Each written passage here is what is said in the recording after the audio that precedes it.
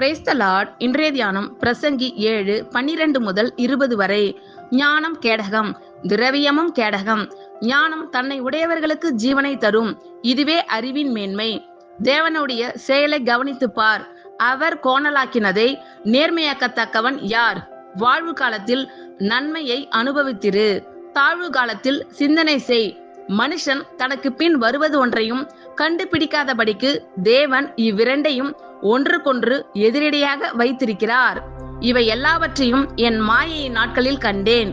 தன் நீதியிலே கெட்டு போகிற நீதிமானும் உண்டு, தன் பாவத்திலே நீடித்திருக்கிற பாவியும் உண்டு. மிஞ்சின நீதிமானாய் இராதே, உன்னை அதிக ஞானியுமாக்காதே. உன்னை நீ ஏன் கெடுத்து கொள்ள வேண்டும்? மிஞ்சின துஷ்டனாய் இராதே, அதிக பேதையுமாய் இராதே. உன் காலத்துக்கு முன்னே நீ ஏன் சாக வேண்டும்? நீ இதை பற்றி கொள்வதும் அதை கைவிடாது இருப்பதும் நலம். தேவனுக்கு பயப்படுகிறவன் இவைகள் எல்லாவற்றினின்றும் காக்கப்படுவான். நகரத்தில் உள்ள 10 அதிபதிகளை பார்க்கிலும் ஞானம் ஞானியை அதிக பலவானாக்கும்.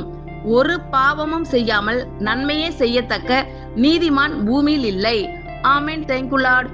கர்த்தர் உங்கள் அனைவரையும் ஆசீர்வதிப்பாராக. God bless you all.